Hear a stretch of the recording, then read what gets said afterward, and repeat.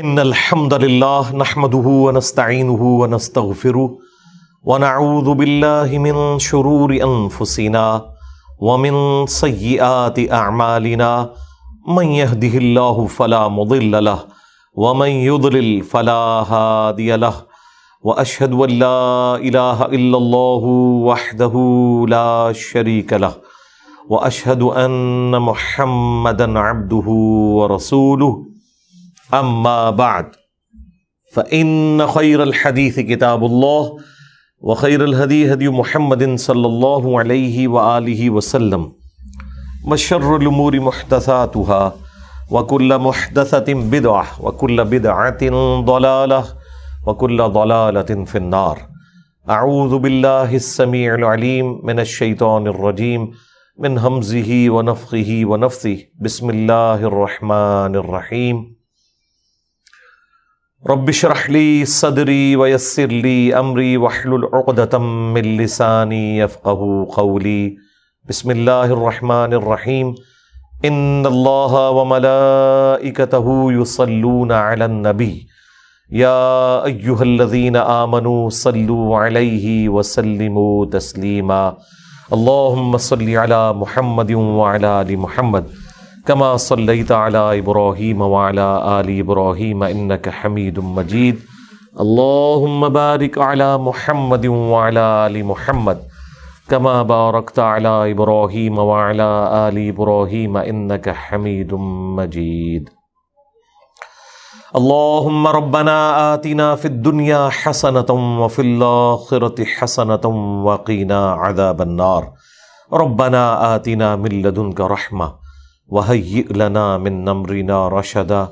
لا الہ الا انت سبحانک انی کنت من الظالمین. حسبنا اللہ ونعم الوکیل ولا حول ولا قوة الا باللہ العلی العظیم. آمین. سورہ ہود کی پہلی 8 آیات مکمل ہو چکی ہیں. آج انشاءاللہ تعالی آیت نمبر 9 سے سٹارٹ لیں گے. اعوذ باللہ من الشیطان الرجیم. بسم اللہ الرحمن الرحیم.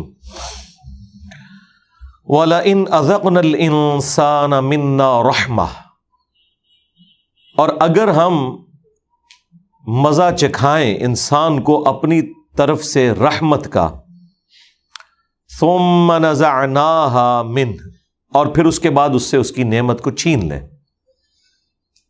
إِنَّهُ لَيَئُوسٌ كَفُورٌ، تو وہ مایوس ہو جاتا ہے، ناشکرا بن جاتا ہے.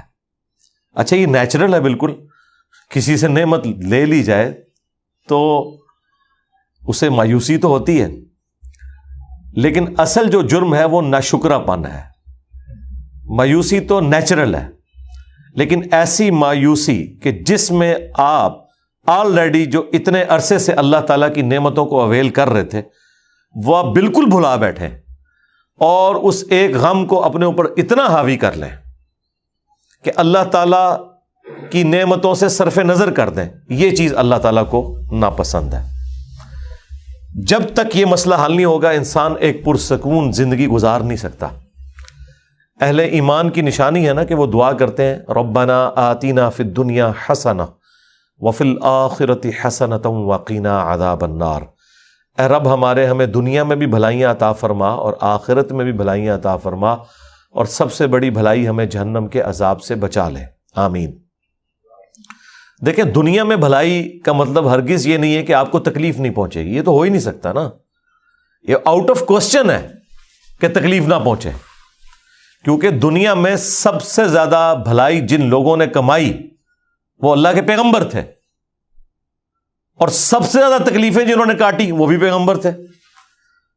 ابو داؤد میں، ترمذی میں حدیث ہے، اور یہ حدیث امام حاکم نے ابو ذر غفاری والے چیپٹر کے ٹاپ پہ پہلی حدیث یہ لی ہے، کیونکہ ان کی زندگی غموں سے عبارت تھی.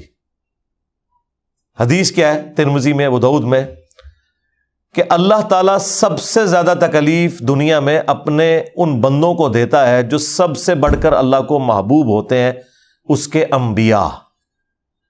اور انبیاء کرام علیہ السلام کے بعد سب سے زیادہ تکلیفیں ان پر ڈالتا ہے جو ان کے بعد سب سے بڑھ کر محبوب ہوتے ہیں، اور ان کے بعد ان پر سب سے زیادہ تکلیفیں ڈالتا ہے جو ان کے بعد سب سے بڑھ کر محبوب ہوتے ہیں. اور پھر نبی علیہ السلام نے فرمایا کہ انسان مؤمن یہ تکلیفیں جھیلتا رہتا ہے حتیٰ کہ وہ دنیا سے جب اٹھایا جاتا ہے تو وہ گناہوں سے بالکل پاک صاف ہو جاتا ہے. یعنی وہ تکلیف اس کی غلطیوں کا کفارہ بن جاتے ہیں. بخاری مسلم میں حدیث ہے کہ مسلمان کو کوئی بھی دکھ، درد، اندیشہ، حتیٰ کہ اس کے پاؤں میں کوئی کانٹا بھی چبھ جائے تو اس کے بدلے اللہ تعالیٰ اس کے گناہوں کو معاف فرما دیتا ہے. تو تکلیف ضرور آنی ہے. وَلَنَبْلُوَنَّكُمْ بِشَيْءٍ مِّنَ الْخَوْفِ وَالْجُوعِ وَنَقْصٍ مِّنَ الْأَمْوَالِ وَالْأَنفُسِ وَالثَّمَرَاتِ. ہم بالضرور آزمائیں گے تھوڑے سے خوف سے، بھوک سے، جان اور مال میں نقص سے. اور پھر دیکھیں گے کہ اس کے جواب میں انسان کی روش کیا ہے. اور وہ اہل ایمان کی روش بتا دی گئی کہ وہ ہر تکلیف اور پریشانی میں یہی دعا کرتے ہیں کہ انا للہ و انا الیہ راجعون. ہم بھی اللہ کی طرف سے آئے تھے، ہم نے بھی اللہ کی طرف لوٹ جانا ہے. تو یہ تکلیف بھی تو اللہ نے بھیجی ہے نا. جس طرح ہمیں موت آنی ہے، اس تکلیف کو بھی تو موت آنی ہے، ہر تکلیف کو بھی موت آنی ہے. اس دن تو تکلیف کو موت آ ہی جائے گی جس دن آپ کو موت آئے گی. اگر کسی شخص کو لا علاج مرض لگ گیا تو اس مرض کا خاتمہ اس دن تو ہو ہی جانا ہے جس دن اس نے خود دنیا سے چلے جانا ہے. تو ہم بھی اللہ کی طرف سے آئے تھے، اللہ کی طرف چلے جائیں گے، یہ تکلیف بھی چلی جائے گی. لیکن روش یہ ہونی چاہیے کہ ناشکری کی کوئی اپروچ نہیں ہونی چاہیے. اللہ کا شکر ہر حال میں ادا کیا جائے اور اس کے علاوہ چارہ بھی تو کوئی نہیں. اگر کوئی شخص یہ سمجھتا ہے کہ اس کے علاوہ بھی کوئی چارہ ہے اپنی تکلیف کو، غم کو غلط کرنے کا، تو ہمیں بتا دے. اس سے بڑھ کر کوئی راستہ، کوئی اور سلوشن نہیں ہو سکتا کہ انسان تکلیف میں اللہ کی طرف رجوع لائے اور کہے کہ جو اللہ کی مرضی، جو میرے ساتھ یہ معاملہ ہوا، یہ اللہ کی طرف سے تکلیف آئی تھی، اسی کی طرف لوٹ جانی ہے. اور پھر انسان اپنی گزشتہ کی زندگی کو یاد کرے کہ انسان کی زندگی میں کتنے خوشی کے لمحات تھے. ان میں اگر ایک تکلیف کی کیفیت آ گئی تو اس کی وجہ سے وہ خوشی تو ختم نہیں ہو گئی. مثلا اگر کسی نے 40 سال زندگی کے آسانی میں کاٹے ہیں اور 41ویں سال میں اسے کوئی تکلیف پہنچی ہے تو اس تکلیف کی وجہ سے جو وہ 40 سال سکون کے کاٹ چکا ہے وہ کیسے 0 سے ملٹیپلائی ہو گئے، بلکہ اس کے بعد آنے والی جو زندگی ہے وہ بھی 0 سے ملٹیپلائی نہیں ہوئی. کیونکہ ہر تکلیف کے بعد اللہ تعالیٰ کی طرف سے آسانی بھی تو آتی ہے. ان مع العسر یسرا، ان مع العسر یسرا. یہ 2 بار جملہ رپیٹ ہوا ہے ایک سورت کے اندر کہ بے شک ہر مشکل کے ساتھ آسانی آنے والی ہے. اور عموماً مشکل بعض اوقات لمبی آسانی کے لیے آتی ہے، اس کے بعد ایک سٹیبلٹی آ جاتی ہے. عورت پریگنیسی کی تکلیف سے گزرتی ہے اور اس کے بعد ایک آسانی اسے ملتی ہے اولاد کی شکل میں. تو مشکل کے ساتھ پریشانی اٹیچ ہے. آپ ذرا وہ لمحات غور کریں کہ جب یوسف علیہ السلام کو ان کے بھائیوں نے اندھیرے کنویں میں ڈال دیا تھا تو اس ایک لمحے میں اپنے آپ کو رکھ کے دیکھیں تو زندگی تو انسان کی ختم ہو گئی نا. لیکن اللہ تعالیٰ نے اسی میں سے ان کے لیے آسانی نکال دی. آپ ان لمحات کو یاد کریں جب رسول اللہ صلی اللہ علیہ وآلہ وسلم کو مشرکین عرب کی سازشوں کی وجہ سے مکہ شریف چھوڑنا پڑ گیا.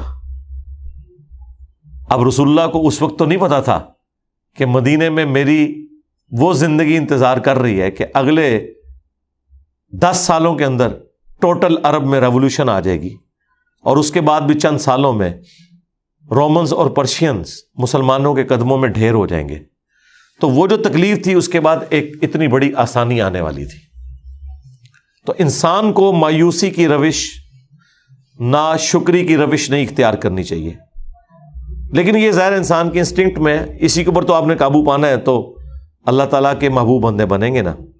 وَلَئِنْ أَذَقْنَاهُ نَعْمَاءَ بَعْدَ ضَرَّاءَ مَسَّتْهُ. اور جب ہم چکھاتے ہیں اسے کوئی نعمت اس تکلیف کے بعد جو وہ کاٹ چکا تھا، لَيَقُولَنَّ ذَهَبَ السَّيِّئَاتُ عَنِّي، تو وہ پھر کہتا ہے کہ بس ساری تکلیفیں ہوگی مجھ سے دور. إِنَّهُ لَفَرِحٌ فَخُورٌ، بے شک وہ بڑا خوش ہونے والا اور اترانے والا ہے. یعنی پہلا پورشن تو ٹھیک ہے کہ جب وہ کہتا ہے کہ میری تکلیفیں مجھ سے دور ہوگی تو ظاہر ہے اس نے یہی کہنا ہے، لیکن یہ جو ساتھ چیز جڑی ہوئی ہے کہ وہ خوشی میں آپے سے باہر ہو جاتا ہے اور شیخی بگاڑنا شروع کر دیتا ہے، اترانا شروع کر دیتا ہے، یہ چیز بھی اللہ تعالیٰ کو پسند نہیں ہے. یعنی غم کی کیفیت میں کفران نعمت برداشت نہیں ہے اللہ کو، اور خوشی کی کیفیت میں شیخی بگاڑنا برداشت نہیں ہے اللہ تعالیٰ کو. اسی لیے آپ دیکھیں مسلمانوں کا غم ہو یا خوشی وہ گاڈ اورینٹڈ ہے. کسی گھر میں میت ہوتی ہے نا، اس کی کنکلوژن نماز جنازہ کے اوپر ہوتی ہے، یعنی خدا کی طرف آپ متوجہ ہوتے ہیں. عید کے دن کی خوشی آتی ہے، اس کی کنکلوژن نماز عید کی شکل میں ہوتی ہے. غم ہو یا خوشی، اسلام گاڈ اورینٹڈ ہے. آپ نے اللہ کی طرف متوجہ رہنا ہے. خوشی مل جائے تو یہ نہیں تصور کرنا کہ یہ خوشی ہمیشہ کے لیے ہے، اور اگر غم ملے تو یہ تصور نہیں کرنا کہ بس اب میری زندگی برباد ہوگی. نہیں، بس اسی طریقے سے انسان خوشی اور غم کی کیفیات سے گزرتا گزرتا موت کے منہ میں چلا جاتا ہے. کامیاب ہیں وہ لوگ جو اپنی زندگی میں تکلیفوں کو صبر کے ساتھ برداشت کرتے ہیں اور اللہ کی طرف رجوع لاتے ہیں، اور اپنی خوشی کی کیفیات میں بھی اپنے رب کو نہیں بھولتے، اور کبھی بھی ایک لمٹ کو کراس کر کے گناہ کے کاموں میں انوالو نہیں ہوتے. اور انہی کا ذکر اگلی آیت کے اندر آ رہا ہے، اِلَّا الَّذِينَ صَبَرُوا، ہاں مگر وہ لوگ جو صبر کی روش اختیار کرتے ہیں، وَعَمِلُوا الصَّالِحَاتِ، اور نیک اعمال کرتے ہیں، أُولَئِكَ لَهُمْ مَغْفِرَةٌ، انہی کے لیے ہے مغفرت، وَأَجْرٌ كَبِيرٌ، اور بہت بڑا اجر. اللہم اجعلنا منہم، اللہ تعالی ہمیں ان میں شامل فرمائے، آمین. دیکھیں یہ بڑی نیچرل باتیں ہیں اور یہ ہماری بیسک نیڈز ہیں.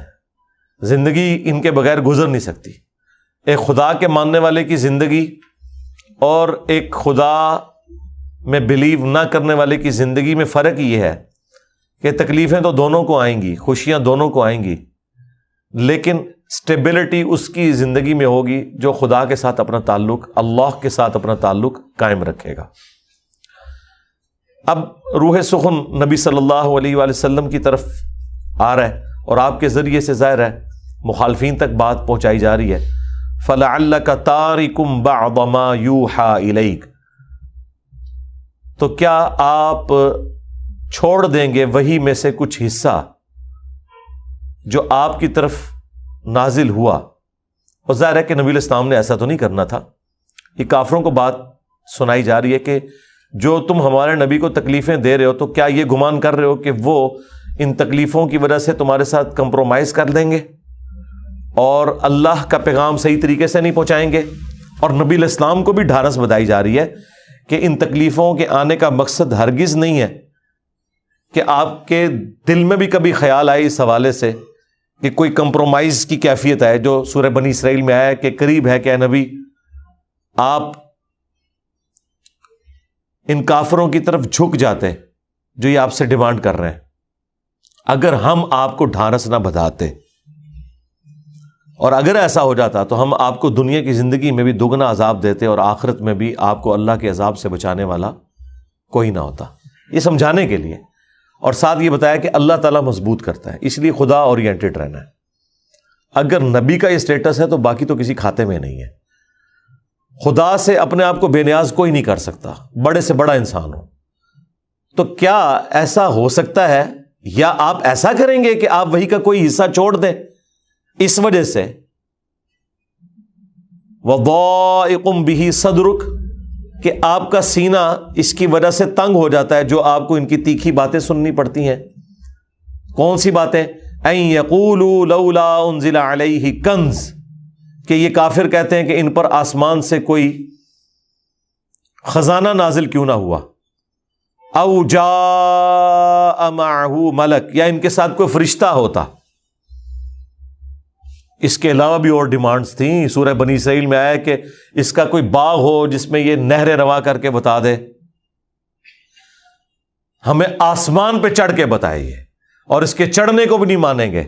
ہمارے سامنے ایک کتاب لے کے اترے، اس کے ساتھ فرشتے اترے، 9 معجزات تھے وہ مانگتے تھے، اور اس کے جواب میں اللہ تعالیٰ نے سورہ بنی اسرائیل میں فرمایا کہ تم فرما دو میں بشر ہوں، رسول ہوں، معجزات اللہ تعالیٰ کے اختیار میں، اپنی مرضی سے تو میں معجزہ نہیں دکھا سکتا، اور میں تو صرف ڈر سنانے والا اور خوشخبری سنانے والا ہوں۔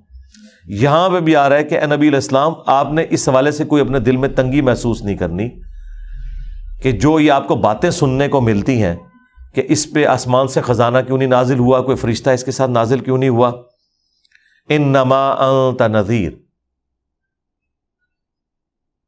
تم تو نہیں ہو مگر صرف ڈر سنانے والے آخرت کا۔ واللہ علی کل شیء وکیل، اور اللہ تعالیٰ ہی ہر چیز کے اوپر نگہبان ہے۔ دیکھیں ابھی میرے دماغ میں ایک چیز اللہ تعالیٰ نے ڈالی ہے جو اس سے پہلے میری کبھی اس طرف توجہ نہیں گئی ان آیات کو پڑھتے ہوئے، کہ رسول اللہ کو یہ کہا جا رہا ہے صلی اللہ علیہ وآلہ وسلم کہ کافر جو آپ سے معجزات ڈیمانڈ کر رہے ہیں جو آپ کے اختیار میں بھی نہیں ہے، اگر آپ یہ پورے نہیں کر سک رہے تو آپ نے دین کا کام نہیں چھوڑنا۔ یہ معجزات تو اللہ کے قبضے اختیار میں ہے، اس کی وجہ سے آپ نے دین کا کام نہیں چھوڑنا، اور نہ اپنے سینے کو اس کی وجہ سے تنگ کرنا ہے کہ میں کافروں کی ڈیمانڈ نہیں پوری کر سک رہا۔ حیران کن بات ہے کہ مسلمان یہی ڈیمانڈیں کرتے ہیں آپ لوگوں سے، اے جی تہاڈے کوئی ولی کیوں نہیں ہویا جی، کچھ کر کے دسے، ہویا تو تہاڈے بھی کوئی نہیں، جڑے ہوئے سن وہ مارتے نے، جھوٹی گلاں، کوئی کرتب کر کے دکھاؤ، کوئی کرامت کر کے دکھاؤ۔ یہاں نبی کا یہ سٹیٹس ہے کہ نبی کو کہا جا رہا ہے آپ نے تنگی کا شکار نہیں ہونا کہ یہ جو کافر آپ سے کہتے ہیں کچھ کر کے دکھاؤ، اور تسی کر کے کچھ دکھا ہی نہیں سکتے پہ، جب تک اللہ نہیں چاہے گا۔ تو یہ کچھ تو نہیں ہوا، آسمان سے کوئی خزانہ نازل تو نہیں ہوا حضور کے لیے، نہ کوئی ایسا فرشتہ نازل ہوا جو کافر دیکھ کے تو کلمہ پڑھ لیتے۔ تو کافروں کے ڈیمانڈ کیے ہوئے ان کی نظر میں جو کرتب ہے، جن کرتبوں کے بغیر وہ کسی کو پیغمبر ماننے کے لیے تیار نہیں ہے، حالانکہ معجزات اللہ کی مرضی سے آتے ہیں، کسی کے ڈیمانڈ کے اوپر کوئی نبی نے کوئی کام نہیں کرنا ہوتا۔ تو یہاں یہ کہنا کہ جی ہم کسی بزرگ کی بزرگی کو، کسی دین کے دائی کی کریڈیبلٹی کو چیک ہم اس طرح کریں گے کہ کچھ کر کے دکھائے ہو، تو کتنی غلط ڈیمانڈ ہے۔ اللہ تعالیٰ اس کے جواب میں کیا کہہ رہا ہے کہ آپ کا کام صرف تبلیغ کرنا ہے بس۔ سرکار اگر پیغمبر کا یہ سٹیٹس ہے تو بابے شاہی کوئی نہیں، لہٰذا یہ بابوں کو منوانے کی خاطر جھوٹے قصہ کہانیاں بیان کرنا اور اس کو یہ اس حوالے سے پریزنٹ کرنا کہ یہ ان کے بزرگی کی دلیل ہے، تو نبی علیہ السلام کی بزرگی کی دلیل پھر کیا ہوئی؟ اللہ تعالیٰ کہہ رہا ہے آپ نے دعوت کا کام کرنا ہے۔ تو لوگ ان چکروں میں پڑے رہتے ہیں۔ اچھا پرانے بابے تو پھر بھی اپنی 2 نمبری قائم رکھ لیتے تھے، واقعات سنا سنا کر ان کے مریدین۔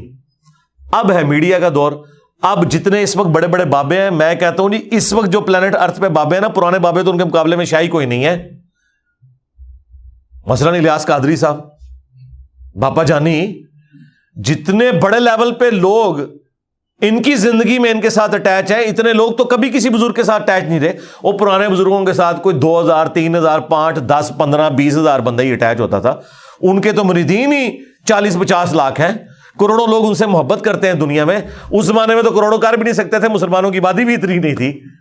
تو اس وقت تو وہ بڑے بڑے بزرگ موجود ہیں کہ جو پلانٹ ارتھ نے پہلے کبھی اتنا بڑا بزرگ نہیں دیکھا، تو انہیں کہنا کچھ کر کے بتائیں۔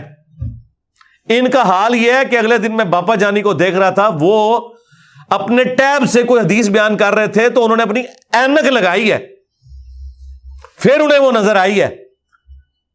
اندازہ کریں یہ لوگ اینک کے بغیر پڑھ نہیں سکتے، اور آپ کو کہتے ہیں ہم مریدوں کے دلوں کے حال بھی جانتے ہیں۔ پرانے بھی یہی کچھ تھے، جھوٹ بولتے تھے آپ سے۔ ان کی ایک سمجھ لیں بزرگی کا پردہ فاش اس لیے نہیں ہوا کہ اس وقت میڈیا نہیں تھا۔ اب یہی بزرگ باپا جانی آپ کو سنا رہے ہیں کہ جی وہ ہمارے جو ایک مفتی تھے، ان کی قبر پہ کچھ اسلامی بھائی حاضری کے لیے گئے تو اندر سے نماز کی آواز آ رہی تھی، اور ساتھ غلطی ہوگی کہ انہوں نے کہا کہ زور کا وقت تھا اور قرات کی آواز سنائی دے رہی تھی۔ زور کے وقت تو قرات اونچی آواز میں ہوتی نہیں ہے، زور کے وقت تو اگر باہر بھی کوئی نماز پڑھ رہا ہو تو اس کی آواز بھی نہیں آتی ہے، تو قبر کے اندر سے کہاں سے آواز آنی ہے؟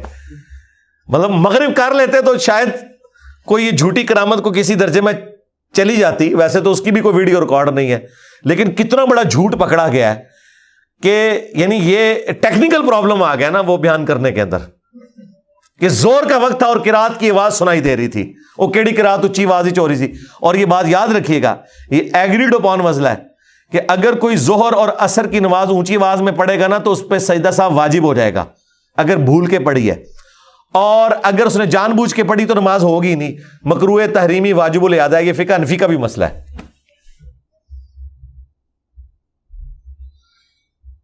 اور اسی طریقے سے اگر کسی نے مغرب اور عشاء جو ہے وہ سرن پڑھی ہے، اگر وہ جماعت کے ساتھ، اور وہ تو کہتے ہیں جماعت کے ساتھ پڑھ رہا ہے، تو اس پہ بھی سجدہ صاحب واجب ہوگا۔ اندازہ کریں آپ کہ یہ کیسے کیسے جھوٹ پھیلاتے ہیں۔ تو مجھے ابھی یہ بات کلک کی اس میں سے کہ اے نبی آپ نے کوئی تنگی محسوس نہیں کرنی ہے کہ اگر آپ کوئی معجزہ ان کو نہیں دکھا سک رہے تو آپ کا کام تو صرف دعوت دینا ہے۔ یہ معجزات دکھانے سے کیا کوئی پیغمبر اسٹیبلش ہوتا ہے؟ اگر یہ پیغمبروں کا یہ اسٹیٹس ہے کہ انہوں نے صرف بات کرنی ہے، بات پہنچانی ہے، تو باب شاہی کوئی نہیں۔ تو اگلے زمانوں میں اور پیغمبر صلی اللہ علیہ وآلہ وسلم کے مبارک دور کے اندر بھی صحابہ کرام نے جو آپ کو ماننا ہے، آپ کے کریکٹر کی وجہ سے مانا ہے، نہ کہ یہ کہ آپ علیہ السلام نے کوئی منہ مانگے معجزات انہیں کر کے دکھائے۔ معجزات جو ہوئے وہ اپنی جگہ ہے، ان کا انکار ممکن نہیں ہے، لیکن ان کے بغیر بھی نبی علیہ السلام کے کریکٹر کی وجہ سے لوگوں نے اسلام قبول کیا۔ 3 سال تک تو آپ خفیہ دعوت دیتے رہے، جب دعوت ہی خفیہ تھی تو اس میں تو معجزات ہے ہی کوئی نہیں تھے، اس میں کتنے لوگ مسلمان ہوئے؟ اور پھر جب اعلانیہ دعوت ہوئی ہے تو سامنے سے چیلنج کیا گیا، ہاں جی کر کے بخا، کر کے بخا۔ جب وہ یہ کہتے تھے تو قرآن نازل ہوا کہ اللہ کی مرضی ہے کہ ایسا نہیں ہوگا، قرآن نبی کا معجزہ ہے۔ تو لہٰذا اس طرح کی ڈیمانڈ کرنا یہ کافروں کی نشانی ہے جو یہ کرتے ہیں، اور اس کو بزرگی کی دلیل پیش کرتے ہیں۔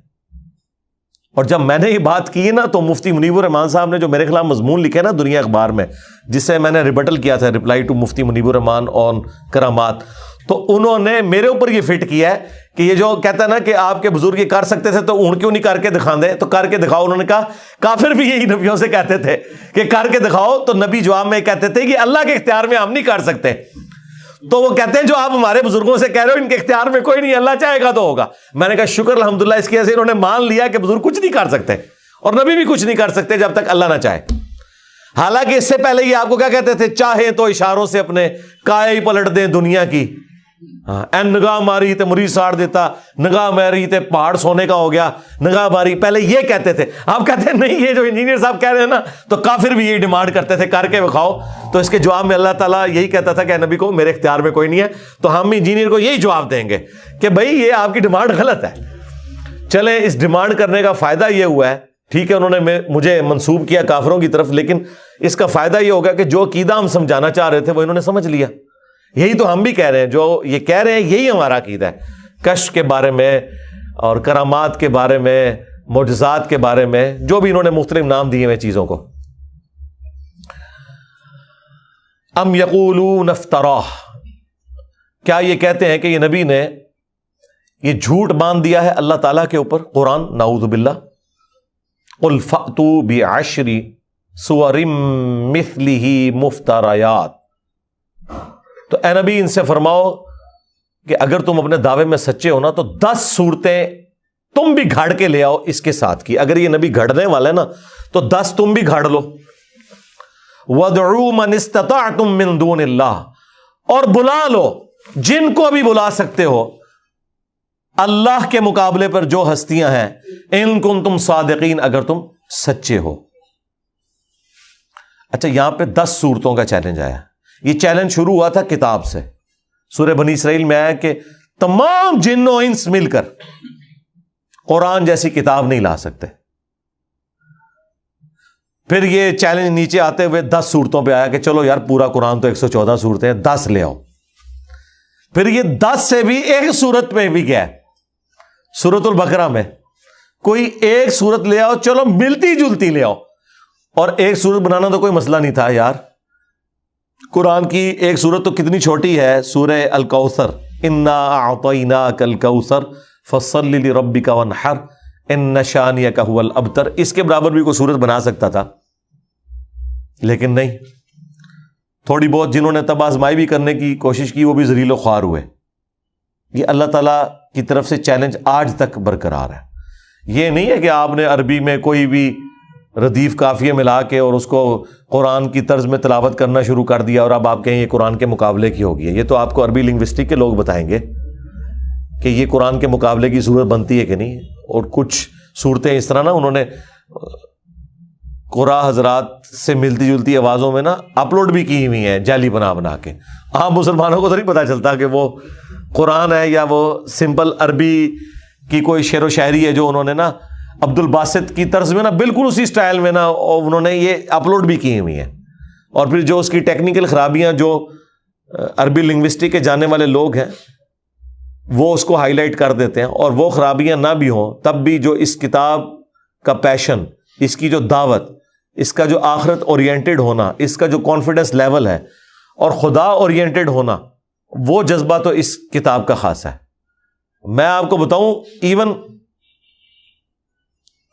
الفاظ سن کے آپ کو یہ بھی پتا چل جاتا ہے کہ یہ حدیث ہے یا آیت ہے۔ تھوڑا بہت اگر قرآن و سنت میں آپ شغف رکھنے والے ہیں نا، ایک جیسے الفاظ ہوں آپ کو یہ فرق پتا چل جائے گا یہ آیت ہے یہ حدیث ہے۔ یہ فرق بھی محسوس ہو جاتا ہے، حالانکہ نبی الاسلام کی مبارک زبان سے وہ الفاظ نکلے ہوئے ہیں، لیکن اللہ تعالیٰ نے اس قرآن کے اندر ایک خاص لطف، سوز و گداز اور ایک کمٹمنٹ اور کانفیڈنس رکھا ہوا ہے جو اور کسی کلام میں ہو ہی نہیں سکتا۔ تو اللہ تعالیٰ یہ شروع کے جو چیلنج تھے کہ 10 صورتیں لے آؤ، فَإِن لَّمْ يَسْتَجِيبُوا لَكُمْ، پس اگر وہ یہ کافر چیلنج قبول نہ کر سکیں تم سے، فَاعْلَمُوا، تو خوب جان لو، أَنَّمَا أُنزِلَ بِعِلْمِ اللَّهِ، یہ کہ یہ قرآن اللہ کے علم کے ذریعے نازل ہوا ہے، وَأَن لَّا إِلَٰهَ إِلَّا هُوَ، اور یہ کہ معبود تو کوئی نہیں سوائے اس کے، فَهَلْ أَنْتُمْ مُسْلِمُونَ، تو کیا تم ایمان لاتے ہو؟ اب اس میں دعوت بھی ہے، دھمکی بھی ہے اور جھنجھوڑنا بھی ہے۔ فَهَلْ أَنْتُمْ مُسْلِمُونَ، تو اب ایمان لاتے ہو کہ نہیں؟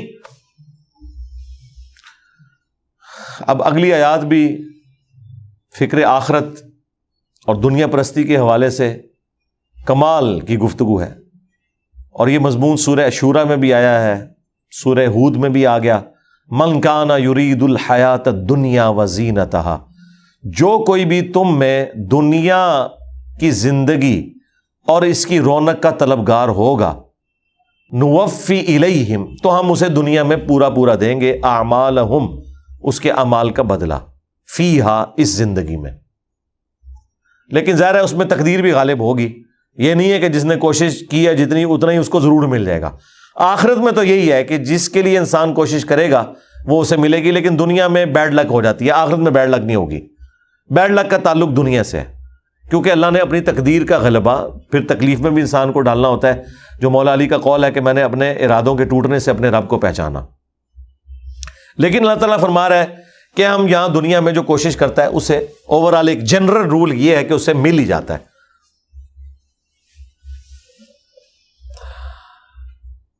اس دنیا میں وَهُمْ فِيهَا لَا يُبْخَسُونَ، اور اسے اس معاملے میں کوئی نقصان نہیں اٹھانا پڑے گا۔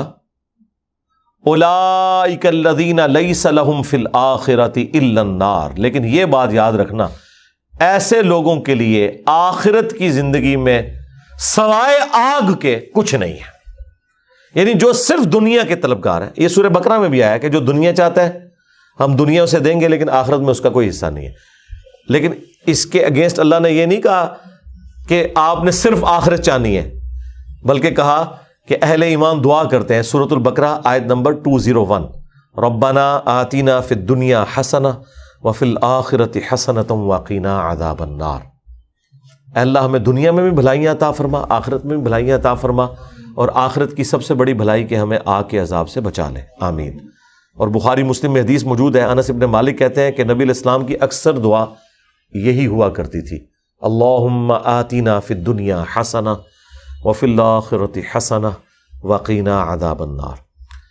بخاری مسلم میں اللہم آتینا ہے، قرآن میں ربنا آتینا ہے، تو آپ دونوں کو جمع کر لیں، اللہم ربنا آتینا فی الدنیا حسنہ۔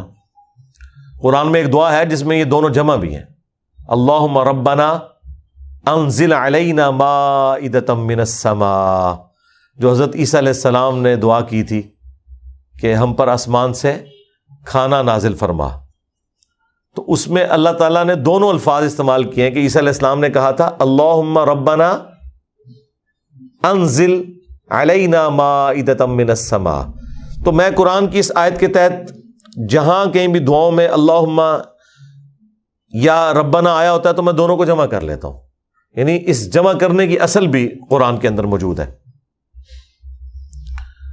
اب وہ سائملٹینیس کنٹراسٹ آئے گا اس کے بعد، پہلی آیت مکمل کر لیں کہ ایسے لوگوں کے لیے آگ کے سوا آخرت میں کچھ نہیں ہے، وَحَبِطَ مَا صَنَعُوا فِيهَا، اور اکارت گیا جو کچھ انہوں نے دنیا میں کمایا تھا، وَبَاطِلٌ مَا كَانُوا يَعْمَلُونَ، اور وہ سب کا سب مٹ جانے والا تھا جو دنیا میں وہ عمل کیا کرتے تھے، یعنی دنیا کے اعتبار سے یا آخرت میں وہ سارے کا سارا ان سے معاملہ جاتا رہے گا، کوئی آخرت میں اجر نہیں ملے گا اگر کوئی خدا اورینٹڈ نہیں ہے۔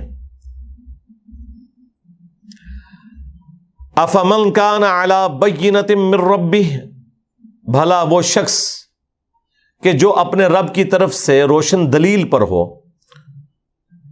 وَيَتْلُوهُ شَاهِدٌ مِّنْهُ، اور اس کے بعد ایک سچا شخص اس پہ گواہی بھی دے دے۔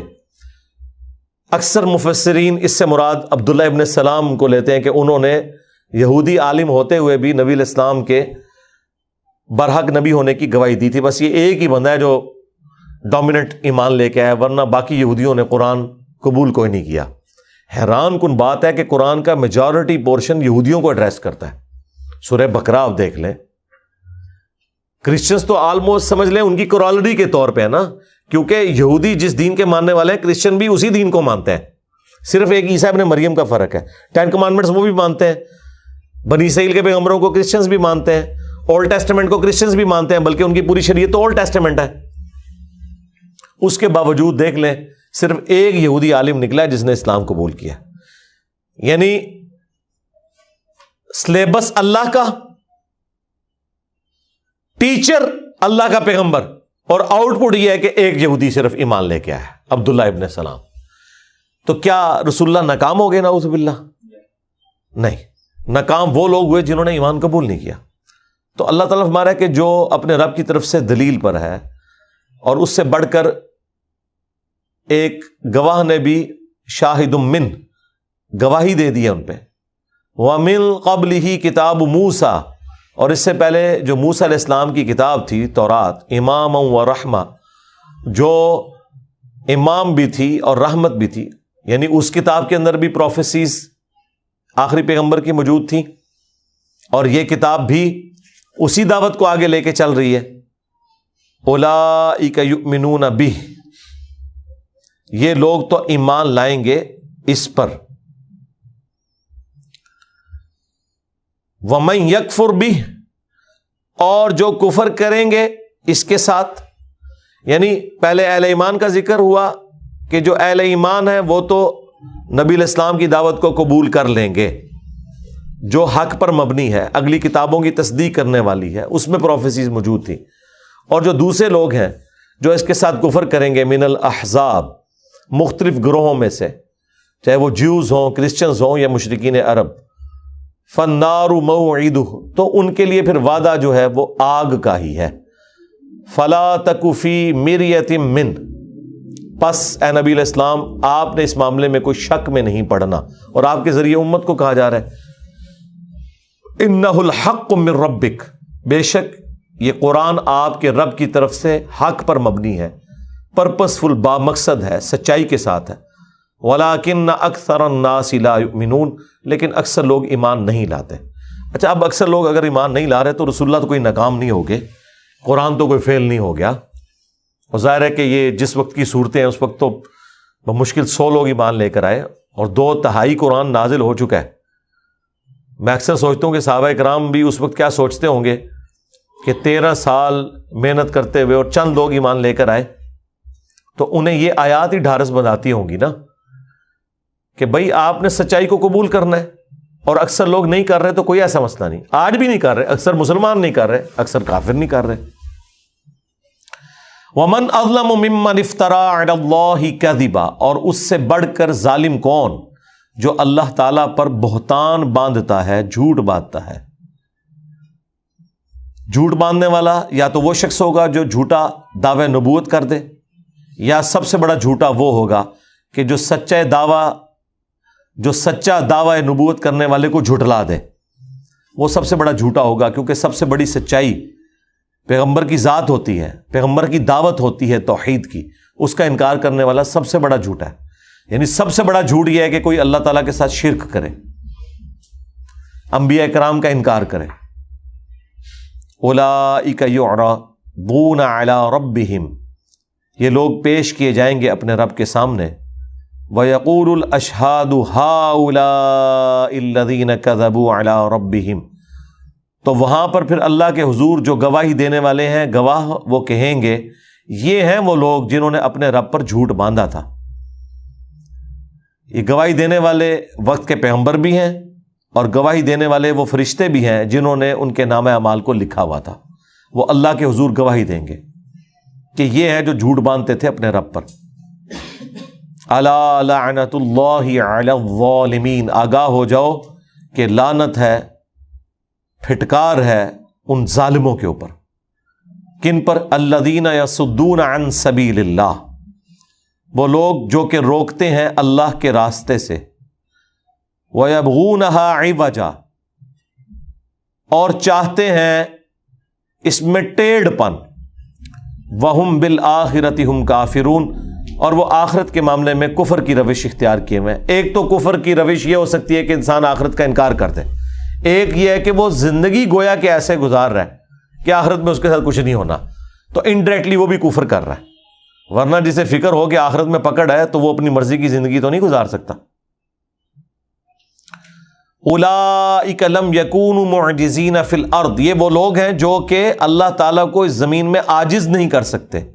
وما کان لہم من دون اللہ من اولیاء, اور نہ اللہ کے مقابلے پر ان کے لیے کوئی دوست ہو سکتا ہے, پشت پناہ ہو سکتا ہے. یضاعف لہم العذاب, ان کے لیے دگنا کر دیا جائے گا عذاب. ما کانوا یستطیعون السمع وما کانوا یبصرون, اور نہ وہ آواز حق سن سکتے تھے دنیا میں اور نہ اسلام کے نور کو دیکھ سکتے تھے. اس کے سبب آخرت میں ان پر عذاب ڈبل کر دیا جائے گا, کیونکہ دنیا میں انہوں نے اپنے کان اور آنکھوں کو استعمال کر کے حق بات حاصل نہیں کی. وہی جو قرآن میں سورہ بنی اسرائیل میں بھی آئی 9th کمانڈ, وَلَا تَقْفُ مَا لَيْسَ لَكَ بِهِ عِلْم, اے انسان کسی چیز کی پیروی اس وقت تک مت کر جب تک تجھے اس کے بارے میں ڈیفینیٹ علم نہ حاصل ہو جائے. ان السمع والبصر والفؤاد كل اولئک کان عنہ مسئولا, بے شک کان, آنکھ اور عقل, دل ہو یا دماغ, کوئی بھی چیز, اس کے بارے میں تم سے پوچھا جائے گا کہ تم نے ان کو استعمال کر کے حق حاصل کرنے کی کوشش کیوں نہیں کی. اولئک الذین خسروا انفسہم, یہ وہ بدقسمت لوگ ہیں جنہوں نے اپنی جان کو خود نقصان پہنچایا. وَضَلَّ عَنْهُمْ مَا كَانُوا يَفْتَرُونَ, اور ان سے سب کچھ غائب ہو گیا جو دنیا میں وہ جھوٹ گھڑا کرتے تھے. دنیا میں کہتے تھے نا کہ فلاں میرے کام آ جائے گا, آخرت میں بھی اللہ تعالیٰ ہمیں دے دے گا. یہ بھی ایک کنسیپٹ تھا کہ جس نے دنیا میں ہمیں سب کچھ دیا, اس کا مطلب ہے ہمارے اندر اہلیت ہے, آخرت میں بھی ہمیں دے گا اگر آخرت ہوئی. سورۃ الکہف میں یہ بھی ذکر ہے, یہ بھی کنسیپٹ تھا. خام خواہ کا کانفیڈنس کہ دنیا میں اگر اللہ نے ہمیں امیر رکھا ہے تو آخر کوئی چیز دیکھیے نا, تو آخرت میں بھی دیکھنا کہ تم لوگ جو غریب ہو آخرت میں بھی غریب ہی رہو گے. یہ بھی تھے ایسے لوگ بھی کہ جو اس طرح کا کانسیپٹ بھی رکھتے تھے کہ آخرت کے ساتھ بھی انہوں نے اپنے تکبر اور اپنے آپ کو بڑا سمجھنا کہ ہم کوئی اللہ تعالیٰ کے چنے ہوئے لوگ ہیں، یہ جوڑا ہوا تھا۔ تو اللہ تعالیٰ ہمارا کہ وہ سب کچھ جو دنیا میں ان کے عقیدے تھے وہ جاتے رہے۔ دوسرا یہ عقیدہ ہے کہ ہمیں فلاں بزرگ بچا لیں گے، ہاں فلاں پیر صاحب بچا لیں گے، فلاں کے ہاتھوں میں ہاتھ دیا ہے وہ ہمارے کام آئیں گے۔ تو اللہ تعالیٰ کہہ رہا ہے کہ وہ ہاتھوں کے طوطے اڑ جائیں گے۔ پھر لا جرما، کوئی شک نہیں اس میں، انہم فی الآخرۃ ہم الاخسرون، کہ آخرت میں سب سے زیادہ نقصان اٹھانے والے یہی لوگ ہیں جو یہ وشفل تھنکنگ کے اندر وقت گزارا کرتے تھے۔ اب اہل ایمان کے ساتھ کیا ہوگا؟ ان الذین آمنوا وعملوا الصالحات، بے شک وہ لوگ جو ایمان لے کر آئے اور نیک اعمال اختیار کیے، وَأَخْبَتُوا إِلَىٰ رَبِّهِمْ، اور ہمیشہ اللہ کی طرف جھکے رہے، عاجزی رکھی، ڈرتے رہے، یعنی ایمان اور نیک اعمال کے باوجود ہر وقت ڈرتے رہے کہ کہیں پکڑ نہ ہو جائے۔ وَأَخْبَتُوا إِلَىٰ رَبِّهِمْ أُولَٰئِكَ أَصْحَابُ الْجَنَّةِ، یہی وہ لوگ ہیں جو کہ اہل جنت ہیں، ہم فیہا خالدون، وہ اس میں رہیں گے ہمیشہ ہمیش۔ اللہم اجعلنا منہم مع النبیین والصدیقین والشہداء والصالحین، آمین۔ مثل الفریقین کالاعمیٰ والاصم، ان دونوں فریقوں کی، گروہوں کی مثال ایسی ہے جیسا کہ ایک اندھا اور بہرا ہو۔ یہ اللہ تعالیٰ نے کافروں کو کہا ہے، اگرچہ ان کے پاس آنکھیں بھی تھیں اور کان بھی تھے لیکن انہوں نے استعمال کر کے حق قبول نہیں کیا۔ تو اللہ نے کہا کہ جس طرح دنیا میں اندھا اور بہرا شخص بمقابلہ والبصیر والسمیع، دیکھنے والے کے اور سننے والے کے، یعنی کہ اہل ایمان، حل یستویان مثلا، کیا یہ دونوں کی مثال برابر ہو سکتی ہے کہ جو اندھا ہو اور بہرا ہو اور جو دیکھنے والا ہو اور سننے والا ہو؟ دنیا میں یہ برابر نہیں ہو سکتے۔ دیکھیں اگر انسان اندھا بھی ہونا، اگر سنتا ہونا تو اپنے کئی معاملات چلا سکتا ہے، لیکن ایسا اندھا جو سنتا بھی نہ ہو، آپ مجھے بتائیں اس بیچارے کی زندگی کتنی ڈیپینڈنٹ ہے دوسروں کے اوپر۔ تو اللہ تعالیٰ نے کافروں کی مثال ان لوگوں سے دی ہے، اور اہل ایمان کو کہا دیکھنے والے اور سننے والے۔ حالانکہ آنکھیں اور کان ان کے بھی تھے لیکن انہوں نے ان کو استعمال کر کے حق بات تک پہنچنے کی کوشش نہیں کی۔ اس کی وجہ سے گویا کہ وہ اندھے اور بہرے ہیں۔ جو دیکھنے کا سا دیکھنا تھا وہ انہوں نے نہیں دیکھا، اور جو سننے کا سا سننا تھا وہ نہیں انہوں نے سنا۔ حل یستویان مثلا، کیا ان کی مثال برابر ہو سکتی ہے؟ افلا تذکرون، تو کیا یہ نصیحت حاصل نہیں کرتے؟ اب نصیحت تو ظاہر ہے انہی لوگوں نے حاصل کرنی ہے جو کوشش کریں گے، جو کوشش نہیں کریں گے انہیں تو کچھ نہیں ملنے والا۔ اللہم ثبتنا علی القرآن، آمین۔ اب یہ 24 آیات سورہ ہود کی ہو چکی۔ اب اگلے 2 رکوع جو ہیں وہ سیدنا نوح علی نبینا وعلیہ الصلاۃ والسلام کی دعوت حق کا بیان آ رہا ہے۔ اگرچہ یہ بیان سورۃ الاعراف میں بھی گزر چکا ہے کافی تفصیل کے ساتھ، لیکن قرآن کا یہ جو موقع اور محل ہے، یہ سب سے زیادہ تفصیلی حالات حضرت نوح علیہ السلام کے جس صورت میں آئے ہیں وہ سورہ ہود ہے۔ میں نے سورہ ہود کے تعارف میں بھی بتایا تھا۔ سورۃ الاعراف میں بھی میں کافی تفصیل سے بولا ہوں، لیکن کچھ چیزیں اس میں بھی مسنگ تھیں جو یہاں پر کور ہو جائیں گی۔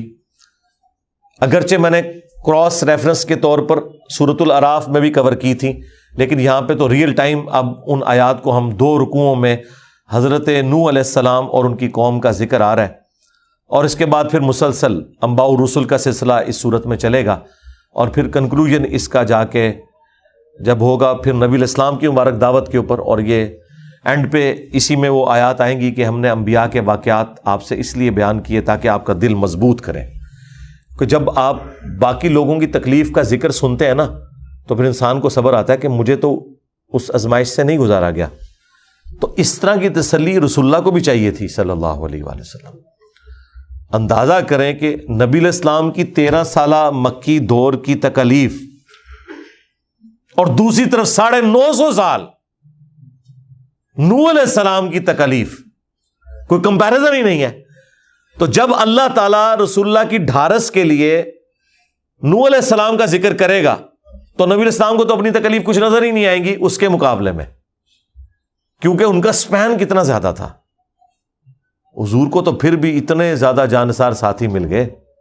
نوح علیہ السلام کو 950 سال میں صرف 78 بندے ملے ہیں, اور کتنا بڑا غم کہ اپنا بیٹا بھی کافر, ایک بیوی بھی کافرہ مری, اور آنکھوں کے سامنے وہ پانی میں غرق بھی ہوئی. وہ یہاں پہ آ بھی جائے گا.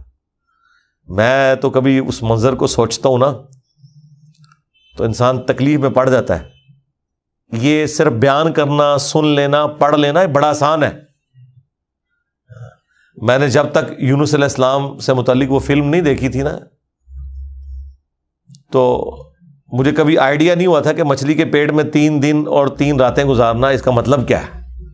ہاں ہوا تو معجزانہ طور پہ, ورنہ مچھلی کے پیٹ میں تو چند منٹوں میں انسان ختم ہو جاتا ہے. اتنا تذاب ہے کہ وہ تو گھل جائے گا, اس کی تو ہڈیاں بھی مشکل سے ملیں گی.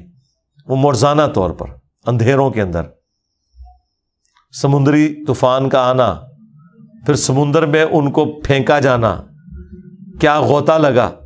صرف فلم میں انہوں نے, گوروں نے فلمایا ہے یونس علیہ السلام کے اوپر, جو جونا کے اوپر فلم بنائی ہے, وہ دیکھ کے انسان کو آئیڈیا ہو جاتا ہے کہ کیا تکلیف ہوگی. مچھلی کے پیٹ میں اکیلے گپ اندھیرے میں بیٹھ کے, اور 1 منٹ کے لیے نہیں, 1 گھنٹے کے لیے نہیں, 3 دن اور 3 رات, 3 دن اور 3 رات تک آپ کو ایک کمرے میں گپ اندھیرے کے اندر رکھا جائے نا, جہاں آپ کے لیے کھانے پینے کی بھی کوئی چیز نہیں, کوئی فیسلٹی اویلیبل نہیں, اے سی بھی نہیں لگا ہوا, ہاں تعفن بھی ہے, اندھیرا بھی ہے, اور سب سے بڑھ کر یہاں تو پھر بھی آپ کو امید ہے کہ 3 دن بعد نکال لیا جائے گا. جب یونس علیہ السلام مچھلی کے پیٹ میں گئے تھے تو انہیں کوئی پتا نہیں تھا کہ اب میری قبر ہی بننی ہے یہ, یا میں نے بچنا بھی ہے. وہ تو اللہ نے فیصلہ کیا نا. تو جس طرح انسان آخری وقت میں اپنے رب کو یاد کرتا ہے, تو انہوں نے بھی کہا بس ٹھیک ہے میرا آخری وقت آ گیا, میں اللہ اللہ کروں, اللہ مجھے معاف تو کر دے. ٹھیک ہے, باقی تو آج کے بھی اس دور کے اندر اگر مچھلی کے پیٹ میں کوئی چلا جائے, کوئی اسے نکال نہیں سکتا. وہ تو سمندر کی گہرائیوں میں نکالتے نکالتے ہی بندہ مر جائے گا. یعنی وہ بس اندر جاتے ہی سمجھ لیں کہ اس کا کام ہو گیا. تھوڑا سا تذاب انسان کے ساتھ کیا کرتا ہے, تو وہ ویل مچھلی کا آپ کو پتا, دل جو ہے نا آلموسٹ کوئی, آپ اگر اسے ریکٹینگولر شیپ میں لے لیں تو 12 فٹ بائی 12 فٹ کا اگر آپ ایک لے لیں, لمبائی چوڑائی اور اونچائی, اتنا تو اس کا صرف دل ہے. ہاں جی, یہ پورا اتنا حصے میں, اور میدے اس کے 3-4 میدے ہیں, وہ کتنے بڑے ہیں, اور ہر ایک میں تذاب کتنی مقدار میں, کوئی سوئپ جتنا تذاب نہیں ہے. تھوڑا سا تذاب بھی انسان پہ ڈال دیں تو اس کی جلد نہیں بچتی ہے, اور تذاب کے اگر ڈرم میں کسی کو ڈال دیا جائے تو اس کا تو کچھ نہیں بچے گا. تو وہ تو اپنی لائف کنکلوڈ کر بیٹھے ہوئے تھے, پھر اللہ تعالیٰ نے انہیں اس میں سے بچایا. اس زمانے میں بھی کوئی امیجن نہیں کر سکتا جی اس تکلیف کو, سوچ بھی نہیں سکتا, حالانکہ اتنی فیسلٹیز اویلیبل ہیں اس کے باوجود. تو یونس علیہ السلام کو کوئی فیسلٹی بھی نہیں تھی, گپ اندھیرا, تعفن, اور زندگی کی بھی کوئی رمق نہیں, کوئی واٹس ایپ میسج بھی نہیں بھیج سکتے. آج بھی کوئی ہو تو وہ بھی نہیں بھیج سکتا, اور اگر کوئی بھیج بھی لے تو آپ کس طریقے سے وہ مچھلی ڈھونڈیں گے. وہ تو سمندر کی گہرائیوں میں چلی جائے تو آپ دوست بھی خاص گہرائی تک جا سکتی, اس کے آگے آپ کیا لے کے جائیں گے. یہ تو آج کے دور میں بھی آلموسٹ امپاسبل ہے, اس زمانے میں تو آپ چھوڑ دیں. تو اس تکلیف کا اندازہ کوئی شخص لگا سکتا ہے. تو وہ جب میں نے فلم دیکھی نا تو مجھے آئیڈیا ہوا, میں نے کہا یار ہم تو بڑا لائٹ لے رہے تھے کہ مچھلی کے پیٹ میں ہم تو معجزے کے طور پہ سے لیتے ہیں, لیکن میں نے ایک لمحے کے لیے حضرت یونس علیہ السلام کی جگہ اپنے آپ کو رکھ کے دیکھا. میں نے کہا یار یہ تو کوئی امیجن نہیں کر سکتا. لوگ یہاں پہ انبیاء کرام کے مراتب کی بات کرتے ہیں تو ان مرتبوں میں ان تکلیف کو کیوں بھول جاتے ہیں جن سے ان پیغمبروں کو گزرنا پڑا ہے. سوچ بھی نہیں سکتے آپ. تو وہ فلم میرا خیال ہے ہالی ووڈ نہیں بنائی ہے، بڑی اچھی فلم بنی ہے. یوٹیوب پہ بھی اس کی کمزور کوالٹی والی اویلیبل ہے، ویسے ویب سائٹ کے اوپر اویلیبل ہے. میں نے جو پچھلی قرآن کلاسز کے اندر سورہ یونس کے اندر یونس علیہ السلام کا واقعہ پورا بیان کیا، تو وہ میں نے پھر ہمارے جو ہدایہ پورٹل والے بھائی ہیں انہیں میں نے وہ ویڈیو بھجوا دیے. میں نے کہا آپ جیسے ہی آپ کو ٹائم سپیئر ہوتا ہے نا تو وہ اس فلم کے سین جوڑ کے نا وہ آپ اس کو بنائیں تاکہ لوگوں کو ذرا اس چیز کا احساس ہو. احساس اس کے بغیر نہیں ہوتا جب تک ویڈیو کی شکل میں سامنے نہ آئے. واللہ جب تک میں نے وہ ایران کی وہ فلم نہیں تھی دیکھی تھی نا سیدہ مریم کے اوپر، تو میں سیدہ مریم کو بڑا لائٹ لے رہا تھا. قرآن میں آتا ہے نا کہ مریم جو ہے وہ اس نے اپنے عزت اور عفت کی حفاظت کی اور ہم نے اس میں روح پھونک دی، اور عیسیٰ ابن مریم اور مریم کو ہم نے جہان والوں کے لیے نشانی بنایا. اور سورہ مریم میں اور سورہ آل عمران میں جب ہم پڑھتے ہیں کہ ان کی والدہ جو حضرت عمران علیہ السلام جو بنی اسرائیل کے پیغمبر تھے ان کی بیوی تھیں، انہوں نے ایک نظر مان لی کہ اللہ جو بھی بچہ میرے ہاں ہوگا نا تو میں اسے ہیکل سلیمانی کی خدمت کے لیے وقف کر دوں گی. اس زمانے میں یہ ہوتا تھا، اللہ تعالیٰ کی طرف سے آفیشیل تھا، چونکہ خانقاہی نظام ایک چل رہا تھا تو وہ اللہ کی خانقاہ تھی، وہ کوئی مزارات نہیں تھے. یروشلم ہیکل سلیمانی ٹیمپل آف سلیمان، اس کی خدمت کے لیے لوگ جو ہے نا وہ وقف کیا کرتے تھے اپنے بچوں کو کہ وہاں پر آنے والے لوگوں کو وہ فیسیلیٹیٹ کریں گے، پانی پلا دیں گے. جس طرح آج ہمارے حاجی حضرات جب مکہ مدینہ جاتے ہیں تو یہاں سے بھی تو وہ بندے بھرتی ہوئے ہیں نا، وہ 4 مہینے کے لیے سعودی حکومت انہیں پیمنٹ کے اوپر وہاں لے جاتی ہے تو وہی خدمت کرتے ہیں نا وہاں پہ. 4000 کے قریب پاکستانی تو جاتا ہے، ہر سال جاتا ہے. اس کے علاوہ جو پرماننٹ جو ملازمین ہیں وہ الگ سے ہیں مسجد نبوی کے اور بیت اللہ کے. تو ظاہر ہے اتنا بڑا سسٹم بغیر یعنی ہیلپرز کے تو نہیں چل سکتا. تو اس زمانے میں بھی ہیکل سلیمانی کی خدمت کے لیے وہ اپنے بچوں کو وقف کرتے تھے، وہ وہاں پہ تعلیم حاصل کرتے تھے. اس کی ایک فارم نبی الاسلام کے ہمارے زمانے میں بھی تھی. اصحاب صفہ 155 صحابہ تھے جو مسجد میں ہی رہتے تھے، نبی الاسلام کی تربیت کرتے تھے. تو ایک خانقاہ تو نبی الاسلام کی بھی مسجد نبوی والی تھی نا، تو وہاں پہ لوگ اپنے بچوں کو چھوڑ جاتے تھے، ان کی پرورش ہوتی تھی، تربیت ہوتی تھی. اور مزے کی بات وہاں تربیت کرنے والے مولوی نہیں ہوتے تھے، اللہ کے پیغمبر ہوا کرتے تھے. اس کو ذرا آپ امیجن کریں، حضرت زکریا علیہ السلام وہاں کے چیف پریسٹ تھے، ٹھیک ہے نا. یہ تو مولوی جو ہے نا یہ تو ان کے سامنے تو آپ بچے اپنے داخل بھی نہیں کروا سکتے، ڈر ہی لگا رہتا ہے. ہاں، اور وقت کا پیغمبر جب جو ہے وہ سب سے بڑا کاہن اور استاد اور عالم درویش، چلے صوفی بھی آپ کہہ لیں قرآن و سنت کے دائرے کے اندر وہ ہو اور وہ بچوں کی تربیت کرے جسے اللہ کی وحی کی تائید حاصل ہو، تو ظاہر ہے پھر بچے وہاں سے اس خانقاہ سے جو نکلیں گے تو وہ پھر آپ سوچ سکتے ہیں. اور پھر آپ دیکھیں جو قرآن میں حضرت یحییٰ علیہ السلام کی دعا آئی ہے نا، وہ یہی آئی ہے کہ اے اللہ میں اپنے بعد باقی لوگوں سے ڈرتا ہوں، مجھے اس خانقاہ کو آگے چلانے کے لیے اپنا ایک وارث چاہیے جو اولاد یعقوب کا، بنی اسرائیل کا وارث ہو. حضرت زکریا علیہ السلام نے دعا کی تو اللہ تعالیٰ نے انہیں یحییٰ علیہ السلام عطا کیے، اور وہ بھی پیغمبر اس خانقاہ کو آگے چلانے کے لیے جو اللہ کے لیے خالصتاً توحید کے لیے بنائی گئی تھی. اور وہاں پر اب وہ حضرت عمران علیہ السلام کی بیوی نے منت تو مان لی، عمران علیہ السلام تو فوت ہو گئے. پیچھے جب وہ بچہ ہوا تو وہ بچی تھی، تو والدہ کافی یعنی اس حوالے سے دکھی ہوئی کہ میں نے تو وقف کرنا تھا ہیکل سلیمانی کے لیے، اور آج تک ایسا نہیں ہوا تھا کہ کوئی عورت وقف ہوئی ہو. وہاں پہ صرف مرد جاتے تھے، نیچرل بھی ہے، ظاہر ہے سیکس ڈسپلن ہے ایک اسلام میں اور یہ سارے معاملات ہیں. لیکن اللہ تعالیٰ کا فیصلہ کوئی اور تھا کہ یہ بیسیکلی عیسیٰ ابن مریم کسی ایسی ماں کی اولاد ہوں گے کہ جس کی تربیت بھی ایک پیغمبر نے کی ہوئی ہو. اس کی وجہ سے پھر اللہ تعالیٰ نے کہا کہ کوئی لڑکا بھی اس لڑکی جیسا نہیں ہوگا جو ہم نے تجھے لڑکی عطا کی ہے. اور وہ دیکھیں پھر ان کے خالو لگتے تھے حضرت زکریا علیہ السلام، اور ایج ڈفرنس تو بہت زیادہ تھا. خالو آپ یہ نہ سمجھیے گا کہ بالکل کوئی قریب قریب معاملہ تھا، وہ تو انہیں دادا کہہ کے بلاتی تھی، سینئر تھے وہ، تو انہوں نے ان کی تربیت کی. لیکن ظاہر ہے اس پھر ہیکل سلیمانی میں ان کے لیے کمرہ علیحدہ بنانا پڑا. قرآن میں بھی ذکر ہے کہ مشرقی کنارے میں ان کے لیے، کیونکہ باقی تو مرد تھے سارے، بچے تھے، یہ ایک بچی تھی، اور بچی کیا 9-10 سال کی بچی چھوٹی سی، اور وہاں وہ پانی بھرتی ہے، جو لوگ وہاں زیارت پہ آتے ہیں ان کی خدمت کرتی ہے، پھر ہیکل سلیمانی کی وہ صفائی کرتی ہے، چھوٹی سی بچی. یقین کریں وہ جو انہوں نے فلم میں فلمایا ہے نا، وہ انسان کے آنسو نہیں رکتے اتنی چھوٹی سی بچی کو خدمت میں دیکھتے ہوئے.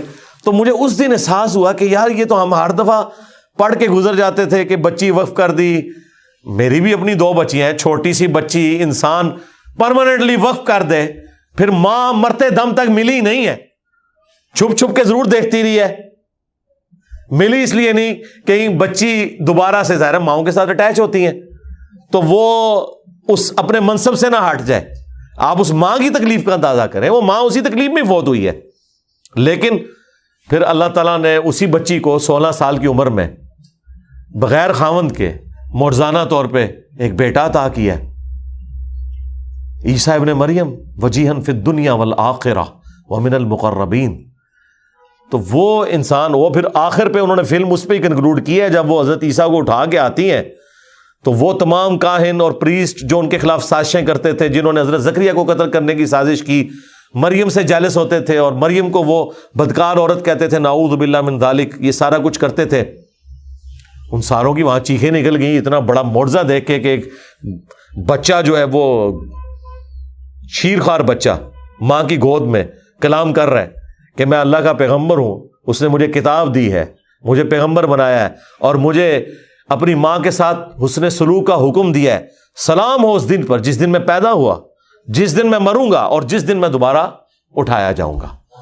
اب یہ سارا منظر جب آپ کے سامنے وہ انہوں نے وہاں پہ فلمایا، آپ کو وہاں پہنچا دیا جی. تو انسان جب تک یہ چیزیں دیکھتا نہیں ہے نا، تو انسان کو یہ واقعات تو بس ایسے ہی معلوم ہوتے ہیں. یہ نوح علیہ السلام کے اوپر بھی فلم بنائی ہوئی ہے انہوں نے، ایک نوحہ نام کی، اس میں کچھ یعنی وہ ایک بے حیائی والا ایلیمنٹ بھی ہے، لیکن باقی جو کشتی انہوں نے بنائی ہے، جس طرح وہ جانور سوار کرتے ہیں، تو جس طریقے سے وہ کشتی چلتی ہے، تو یہ فلمز جو ہے نا ایک ذریعہ ہے بہرحال اس ماڈرن دور میں ایک دعوت پہنچانے کا.